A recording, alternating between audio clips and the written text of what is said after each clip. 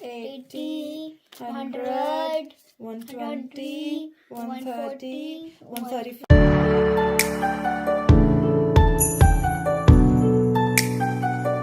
Oh my God.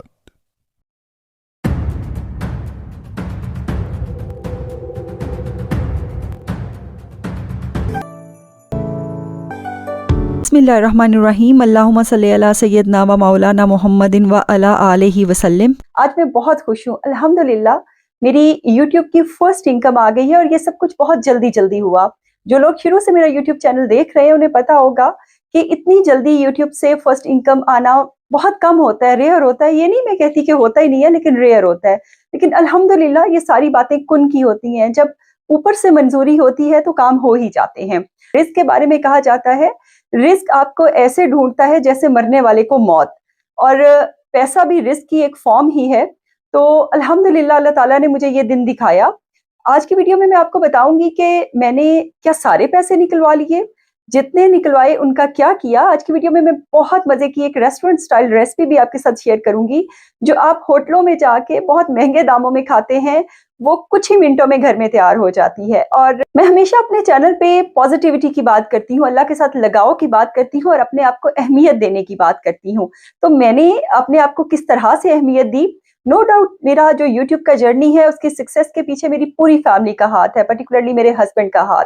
तो इस दफा मैंने खुद को खुद गिफ्ट दिया है। मैं आपको आगे शेयर करूंगी आपके साथ कि मैंने क्या गिफ्ट खरीदा और उसका मैं क्या करने जा रही हूँ। मैं बहुत प्रोडक्टिव टाइम इंशाल्लाह उसके साथ स्पेंड करूंगी, कभी कभी आपके साथ भी शेयर किया करूंगी इंशाल्लाह। मेरी आपसे रिक्वेस्ट है कि वीडियो को कंप्लीट देखिएगा, और अगर आपको अच्छी लगे तो लाइक जरूर कीजिएगा और शेयर भी कीजिएगा बाकी लोगों के साथ।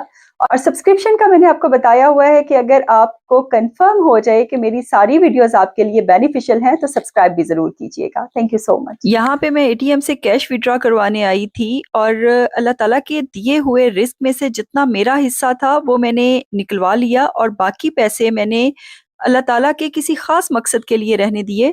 और आपके साथ इंशाल्लाह नेक्स्ट ज़रूर शेयर करूँगी, और दुआ कीजिएगा कि अल्लाह ताला हर शख्स को उनके नेक मकासद में कामयाब करे और अल्लाह ताला हमें शुक्रगुज़ार बनाए।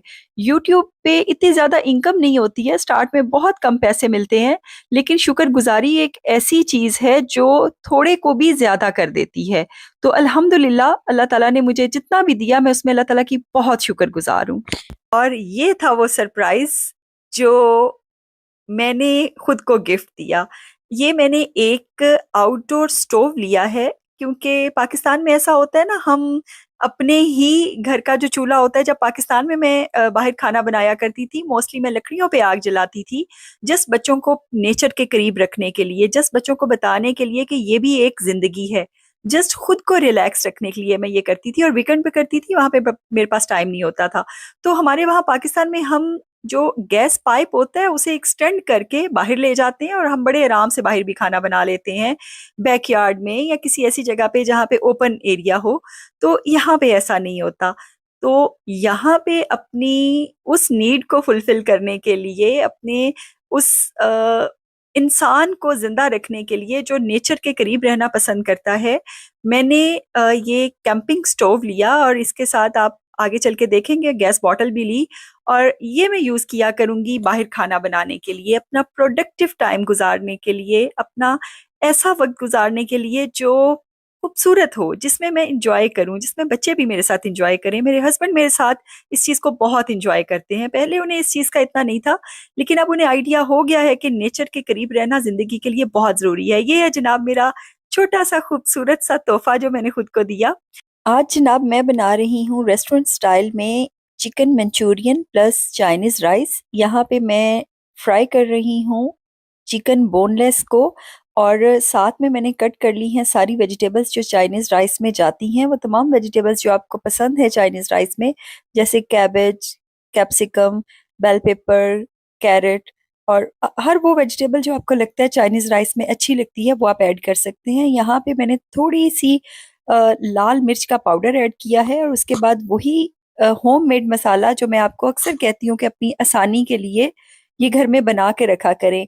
प्याज, अदरक, लहसुन और टमाटर को थोड़ा सा गला के उसका पेस्ट बना लिया है और वो मैंने इसमें ऐड कर लिया है।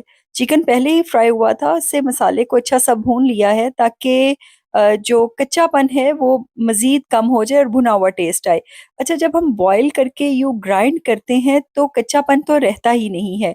यहाँ पे मैं मसाला इसलिए ज़्यादा ऐड कर रही हूँ क्योंकि आपने नोट किया होगा मंचूरियन में ग्रेवी ज़्यादा होती है और वैसे भी मसाले का टेक्सचर अगर पतला हो तो भूनते-भूनते वो कम हो जाता है। यहाँ पे मैंने मसाले को अच्छे से भून लिया है, बिल्कुल आपको नज़र आ रहा होगा घी ऊपर आ गया है, यानी आपने बड़ा अच्छे से पका लेना है जिस तरह हंडिया को भूनते हैं। उसके बाद मैंने यहाँ पे सोया सॉस और विनेगर 1-1 चम्मच ऐड कर लिया है। वहाँ पे मैंने ऐड की है chilli garlic sauce plus ketchup.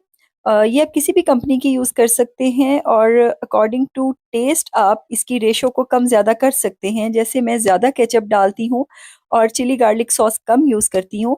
कुछ लोग ज़्यादा स्पाइसी और गार्लिक का टेस्ट ज़्यादा चाहते हैं तो वो चिली गार्लिक सॉस और केचअप को हाफ-हाफ भी यूज़ कर सकते हैं।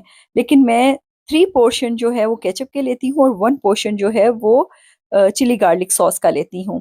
यहाँ पे अब मैंने ग्रेवी को थिक करने के लिए कॉर्नफ्लोर ऐड किया है। अच्छा, ये भी आप अंदाज़े से ही ऐड करते हैं। वो जो लोग कहते हैं कि इतने चम्मच, मुझे नहीं समझ आती वो किस तरह से चम्मच मेज़र कर लेते हैं और अकॉर्डिंग टू रिक्वायरमेंट ही होता है। यहाँ पे जैसे मैंने 4 टेबलस्पून ऐड किए हैं।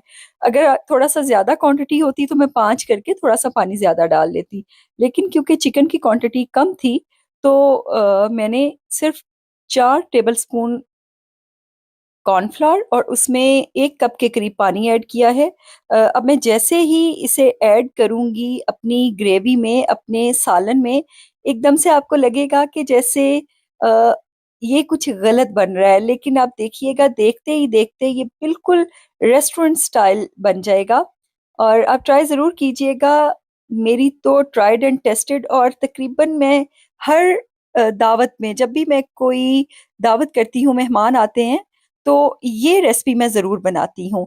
जैसे ही मैंने थोड़ा-सा इसे मिक्स किया और भूना, तो देखें बिल्कुल रेस्टोरेंट स्टाइल आपको नज़र आ रहा होगा मंचूरियन का और वो जो अपने स्पेसिफिक पॉट में डाल के देते हैं, यूँ ही इसके बबल बन रहे होते हैं। तो ये बिल्कुल वैसा बना था, बल्कि हर दफ़ा ही ऐसा बनता है और अब तो करते-करते मैंने ये आसान-सी रेसिपी फाइंड आउट कर ली है।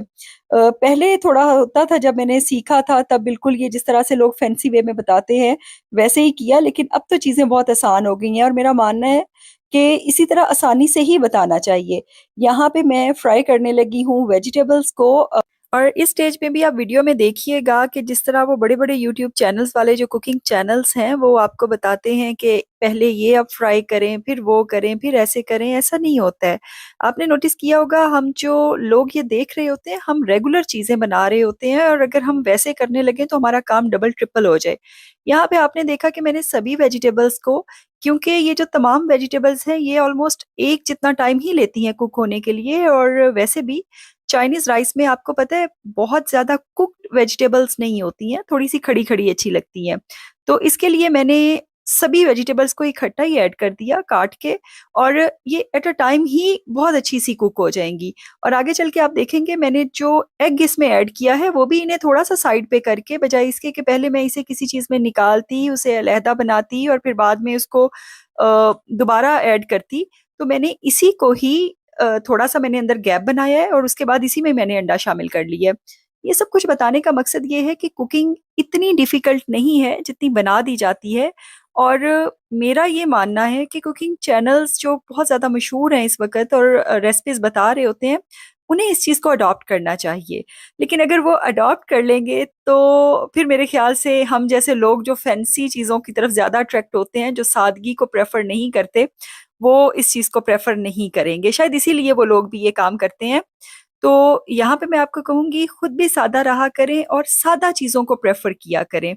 यहाँ पे ये देखें, जैसे ही मैंने अ, देखा कि फ्राई हो गई हैं किसी हद तक वेजिटेबल्स और अब मुझे अंदर अंडा ऐड कर लेना चाहिए, तो मैंने उसी के अंदर थोड़ा-सी जगह बनाई क्योंकि ऑयल पहले ही था और यहाँ पे मैंने अंडा ऐड कर दिया। क्योंकि अंडे का टेक्सचर भी हमें यहाँ पे वो पूरे का पूरा ऑमलेट की तरह तो नहीं चाहिए होता है ना, छोटे छोटे पीसेस चाहिए होते हैं। तो यहाँ पे बड़े अच्छे से छोटे छोटे पीसेस हो जाएंगे और वही टेक्सचर हमें मिलेगा जो हमें रिक्वायर्ड था। ये देखें जनाब, हमें ये वाला टेक्सचर रिक्वायर्ड था तय लगाने के लिए। आगे आप वीडियो में देखेंगे कि चावल बॉईल करके नीचे एक चावलों की तय लगाई है मैंने, ऊपर इस सारे आमेज़े को डाल के, और फिर लास्ट पे चावलों की तय लगा दी है। तो ये सिंपल सा इजी सा काम है चाइनीज़ राइस बनाना और चिकन मंचूरियन बनाना। ज़रूर ट्राई कीजिएगा। और यहाँ पे मैं आपको आज, क्योंकि मैं यूट्यूब की फर्स्ट इनकम के हवाले से वीडियो बना रही हूँ, तो कुछ चीज़ें बताऊंगी। उन लोगों को तो पता होगा जो लोग पहले ही यूट्यूब के साथ इंटरेक्टेड हैं या उन्हें थोड़ा सा टेक्निकलिटीज़ का पता है, उनके अपने यूट्यूब चैनल हैं। लेकिन वो लोग जिन्हें इस चीज़ का पता नहीं है, उन्हें मैं बता देती हूँ कि चैनल मोनेटाइज होने का जो क्राइटेरिया है वो सबके लिए सेम है। 4000 आवर्स और 1000 सब्सक्राइबर्स, वो सबके लिए सेम है। लेकिन मोनेटाइजेशन के बाद जो इनकम आती है वो डिपेंड करता है कि आपके व्यूअर्स कहाँ के हैं।